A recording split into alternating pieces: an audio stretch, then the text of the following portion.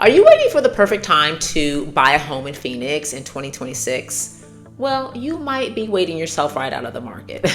In this video, I'm breaking down the real Phoenix housing data, what's actually happening with prices, inventory, and interest rates, and the one mistake buyers keep making that costs them tens of thousands of dollars. Stay until the end because I'll show you how to buy smart in 2026, not emotionally. I'm Renee, the Realtor, and I am all about helping buyers and sellers make confident, data-driven decisions because there are a lot of confusing headlines circulating and some loud opinions. So we are here to unconfuse and look at exactly what the data is telling us. This video is not hype. It is based on actual Phoenix housing metrics, current trends, and realistic forecasts for 2026. So let's start with what the Phoenix market is actually doing. Average days on market for single family homes increased 12% year over year. That tells us demand has cooled, but this is also seasonal. Historically, Phoenix slows in Q4 and early Q1, then demand ramps up as we move into spring. I expect that same cycle to repeat in 2026. Inventory is up 4% year over year, which gives buyers more options and more leverage than we've seen in recent years.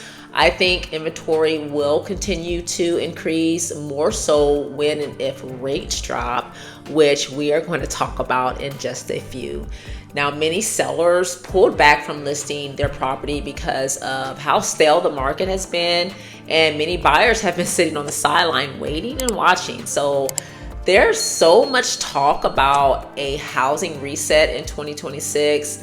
I think if we see improvements in rates and an increase in income, which is a huge speculation for 2026 as well, then that's a perfect recipe for more buyers and sellers stepping into the game. Despite higher inventory and longer days on market, the median sales price still increased 5% year over year from about $490K to $515K. This tells us something important. Phoenix prices, they're not crashing, they're just stabilizing. Now, here's why home prices are not falling and where most headlines get it wrong. In the first half of 2025, demand slightly outpaced supply, but in the second half of 2025, up until now, supply has exceeded demand. This means prices stop accelerating rapidly, sellers lose some pricing power, and buyers gain negotiation leverage. As long as supply stays higher than demand, my expectation for 2026 is a slow, steady price growth, not big jumps and not major drops. And although supply is greater than demand, the gap is not wide enough for prices to fall dramatically. We would need to see a serious plummet in demand to drive home prices way down, which I don't think that's going to happen. Now, let's talk about the question everyone asks me daily. Interest rates. What about interest rates?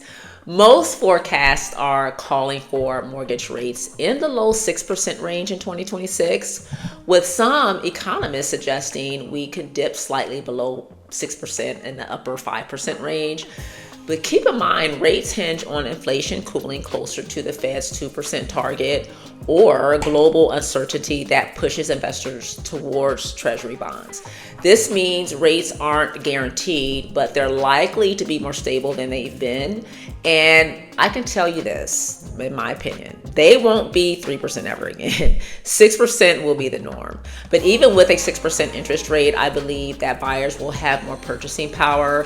When you factor in the strong possibility of income growth, which is the buzz now, I've been hearing that a lot lately, with modest rate relief, buying and owning a home for many seems more attainable. Now, trying to time the market perfectly rarely works. Buying when the market is balanced, like what Phoenix is trending towards, often does. And the biggest mistake I see buyers make that is costing them thousands is waiting for prices or rates to be perfect. By the time that happens, competition is back, prices are climbing and leverage is gone. Now, I personally know of some people who were trying to time the market or waiting for the market to crash, which it never did. And now they have been priced out of the market. So here's my honest take as a Phoenix real estate professional. Buying in 2026 makes sense if you plan to stay in that house 5 or more years, you want negotiation leverage, you value stability over speculation, you're buying lifestyle and long-term equity. Buy when it makes sense for you. Now, if you want to know exactly how to buy smart in Phoenix in 2026, I put together a free home buyer's guide that walks you through how to prepare financially, common pitfalls to avoid, and how to avoid overpaying, even when prices aren't dropping. Just click the link below to download your copy. I'm Renee the Realtor. Thanks for tuning in, and we'll see you in the next video.